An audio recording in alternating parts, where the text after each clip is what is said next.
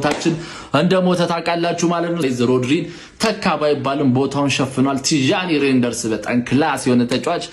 ሪያን ቼርኪ ግን ማለት ለሲቲ አይደለም ለፕሪሚየር ሊጉ ራሱ ቄንጠኛ ድምቀት ሆኗል። ዶናሩማ እንግዲህ ጎሉን እያስደፈረ አይደለም ማለት ነው፣ አውሬ ሆኗል። እንግዲህ ጃንዋሪ ላይ ፉል ባኮችን ከጨመረ በጣም ያበደ ነው፣ ማንንም ማያስቆመም ነው ምላችሁ ማለት ነው። ሴሜዮንም እንግዲህ ዩናይትድ በዶርጉና ዳሎት እንግዲህ ተስፋ የቆረጠ ይመስላል። ማነው ዶርጉ እንግዲህ ሲመጣ ብዙ ተስፋ ተጥሎበት ቢመጣም ወደፊት ጥሩ ተጫዋች ሊሆን ይችላል። እሱ እስኪበስል ግን እኛ አናረም ብለው በዶርጉ ቦታ ሴሜዮን ለማምጣት እንቅስቃሴ በጣም አጠንክረው እየሄዱ እንደሆነ እየተነገረ ነው ማለት ነው። ኮፒ ሊንክ፣ ሪፖስት፣ ሼር እንዳይረሳ። ነገ አንቂ አይቀርም ወያላው ላይም ይቋጠራል። የማንሲቲን ማሸነፍ ተከትሎ አርሰናል ከኤቨርተን ጋር የሚያደርጉትን ጨዋታ ይበልጥ ተጠባቂ አድርጎታል። ተጫዋቾቹ ነርቨስ ሆነው ይገባሉ ከፕሬሸሩ ጋር፣ ምክንያቱም ሲቲ ለመጀመሪያ ጊዜ ፕሪሚየር ሊጉ መምራት ጀምሯል።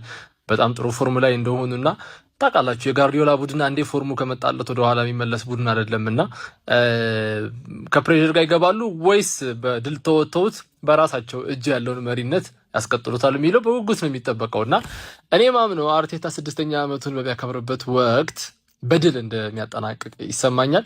ኤኒዌይስ ሲቲ ግን በጣም አስፈሪ ሞመንተሙ በቃ በጣም የሚያስፈራ ሆኗልና እስኪ ኤቨርተንን ጨዋታ ምን ነው ይሆናል ከአርሰናል ከኤቨርተን የሚያደርጉትን ጨዋታ ሊቨርፑል ከቶተናምም ልናይ ነው። አራዳ ኤፍኤም ላይ ነው ያለነው። ከምሳ ወርቅ አለባቸው ጋር ኳስ እናስተላልፋለን ማለት ነው። ይመቻችሁ። እሺ ሲቲ 2-0 ፈርስት ሃፍ ለምን ምን አስቤ ላይቭ ላይ እንደመጣሁኝ ራሱ አላቅም። የሆነ ዌስትሃም ያስጠሏል ብዬ አልገመትኩ። ዌስትሃም ኩያውን ማን ዩናይትድን ብቻ ነው የሚችለው። ይሄ ወያላውን እየተሳካለት ነው። ጎጎዘ ሲቲዝን ሰው እንዴት 500 ሚሊዮን አውጥቶ ወያላ ይሆናል? ሲኖር ነው የምትወጣው። በእናትህ 500 ሚሊዮን አውጥተህ ሌላ ክለብ ትደግፋለህ? ይሄ ቡድን እኮ ማን ነው? ክሎፕ 9 ዓመት ቆይቶ አንድ ጊዜ ፕሪሚየር ሊግ ብቻ እንዲበላ ያደረገ ቡድን ነው፣ ግን ይቋጥሩለታል። ያቺኛዋ 3-0 ለየት ያለ 3-0 ነበርሽ ማለት ነው። አንበረከኳቸው ማለት አስፈነደዷቸው። ተገዝተዋል፣ ተገዢ ናቸው። ነፃ የሚያወጣቸው ሰው አይደለም የሚፈልጉት፣ እንደኛ ነፃ አውጪ አይደለም የሚፈልጉት። እነሱ በቃ ተገዝተው ለመኖር ወስነዋል። 500 ሚሊዮን አውጥ እንደ ግብር ነው የሚያዩት ማለት 500 ሚሊዮን ዱቄቶች ላይቭ ላይ አለን። አሁን ይሄ ወያላው እየቋጠረ ነው። ከዛ ትንሽ ቆይተን ደግሞ እኔ ወያላ ሆኜ እቋጥርበታለሁ። ከዛ ማታ ላይ ደግሞ ወንድ የሆነ እኔ ነኝ ያለ መጥቶ ይቋጥርብኛል። ምክንያቱም ዛሬ አይበላል። አንተ እኮ ባቋጥርም ወያላ ነው። ታክሲ ውስጥ አይተን ታውቃል ወረኛ። እሺ 3-0 ቋጠሯችሁ አልተሳካም። የአርሰናል ደጋፊዎች ቋጠሯችሁን ለማታ በደንብ ሴቭ ለኤቨርተን ለሱ ይሻላል። ይሄማ ዌስትሃም ነው። ምን ታመጣላችሁ? ባይዞ ኤርሊንግ ሃላንድ ዛሬ ከክርስቲያኖ ሮናልዶ በላይ በፕሪሚየር ሊጉ ጎል ማስቆጠር ችሏል። 2 ጎል ዛሬ ማለት ነው በለጠው። ካሪር ጎል ላይም እንደሚደርስበት አትጠራጠሩ። ልጁ የእንትን ነው የጎል ስኮሪንግ ማሽን። ገና 24 ነው ምናምን አመቱ ነው። ቴብሏ እንግዲህ እቺን መስላለች። አርሰናል ግዴታ ማሸነፍ ይጠበቅበታል፣ አንደኛ መሆን ከፈለገ ማለት ነው። እንዴት እየተንቀጠቀጡ እንደሚገቡ እስኪ እናያቸው። እስቲ ቦራላቸውን ያሳዩ መልሰው መቀበል እንደሚችሉ። ጃክ ግሪሊሽ ኤቨርተን ተስማምተናል። ይሄ ቪዲዮ ማለት ነው የሲቲ ደጋፊዎች በምትችሉት አቅም ሼር ኮፒ ሊንክ አድርጋችሁ ለዛ ለወያላ አድርሱለት። ጣራው ላይ ነን። አሁንም እደግማለሁ፣ ጣራው ላይ ነን። አመንክም አላመንክም። ዛሬ በጣም የገረመኝ ነገር ምንድነው? ዌስትሃም ሲቲን ያሸነፋል ብሎ የሚያስብ የአርሰናል ደጋፊ አለ። ይሄ ሰውዬ የምር ኳስ ተመልካች ነው። በጣም ነው ያዘብኩት እኔ። እንደውም 3 ጎል ብቻ ማግባቱ በጣም ገርሞኛል። አውሩ አጥቂያችን 19 ጎል ገብቷል። ምን አይነት አስማት ነው ይሄ? ምን አይነት አስማት!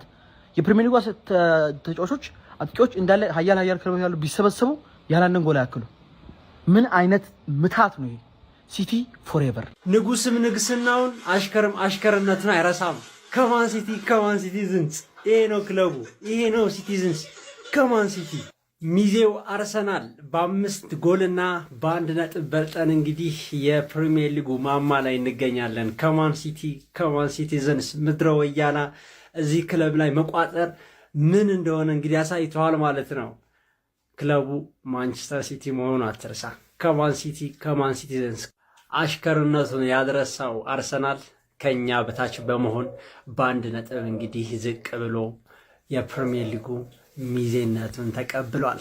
ከማን ከማን ሲቲዘንስ ክለባችን ኩራታችን ነው። አሁንም የአገር ሰው ሲተርት እውር ቢሸፍት እስከ ጓሮ ነው ይላል ያራዳ ልጅ ማለት ነው። ከቼ ብሏል ወደ ዙፋኑ አቶ ደባልቃቸው ነው። ችግር የለበትም።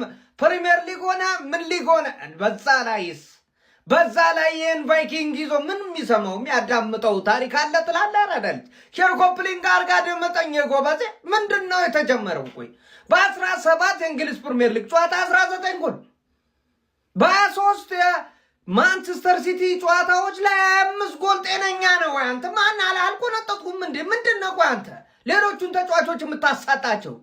አረ ፕሪሚየር ሊጉ አውሬ አጥቂ ያስፈርሟል። አረ ተግብ፣ አረ ተረጋጋ። አረ ስለፈጠረ ረጋ በል ጎበዝ። አረ ስለ በቀደስ ስላለ ነገር ረጋ በል እንዴ። ምን ሆነ ነው አንተ እንደዚህ ጨካኝ ሆንኩ? መች ነው ቆይ እንደዚህ ምን በቃ ተረጋጋ። እንደው ትረጋጋ ያደረገ ጋርዲዮላ ራስ ተረጋጋ። ቆይ አላንደንቶ ጋርዲዮላ ለምን አጠረቀ እንደዚህ? ተው እንዴ ተው በቃ ረፋንተ።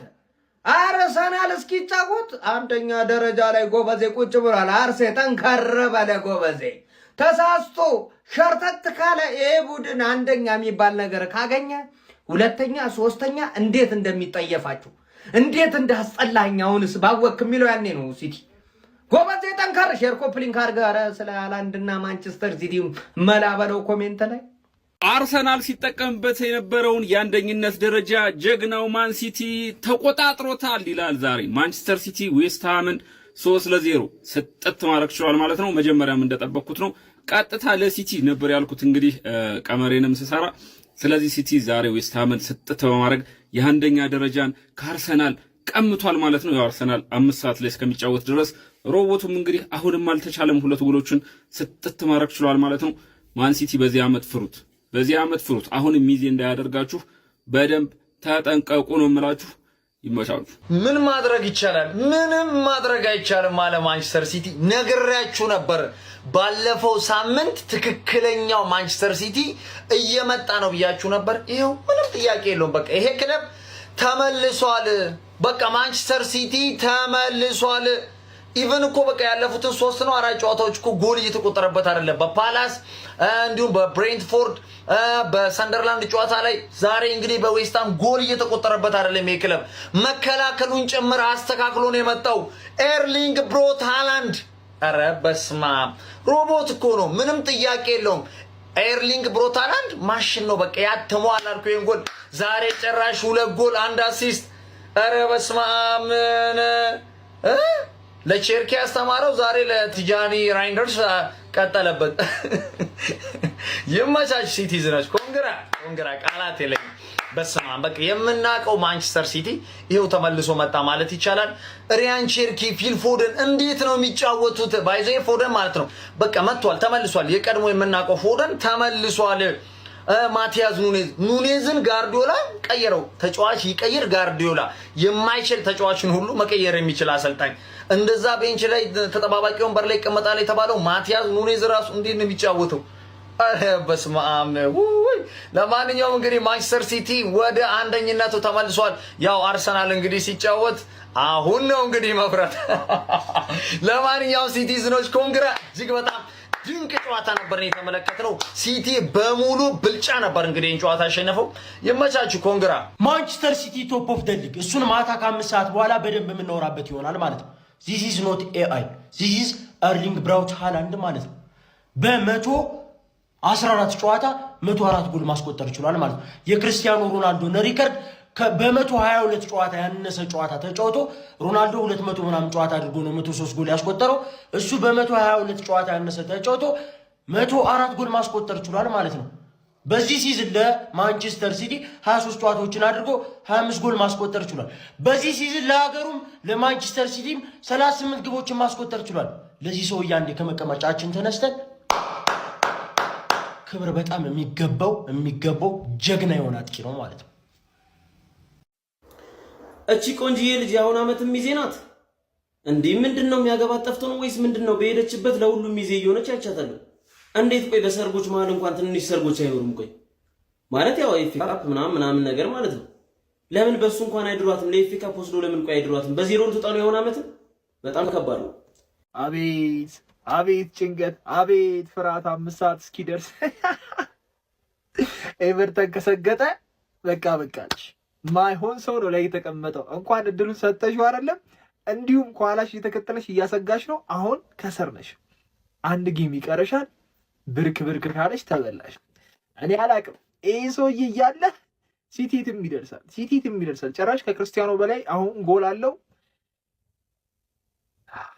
ምን እንደምታረቂ አላቅም። የኤቨርተኑን ጨዋታ እኔ ጓጉቻለሁ። 5 ሰዓት አይደርስም ወይ አሁን እያልኩ ነው። የብላይ ላንቺ ግን ይኸውልሽ ቀይ መጣው። ሲቲ ዌስትሃምን እንደ ቀልድ 3-0 ወይ ብሎታል። ከባድ ጨዋታ አይደለም፣ ቀላል ጨዋታ ነበር ያደረገው። ሲቲ አሪፍ ነበር። ቸርኪ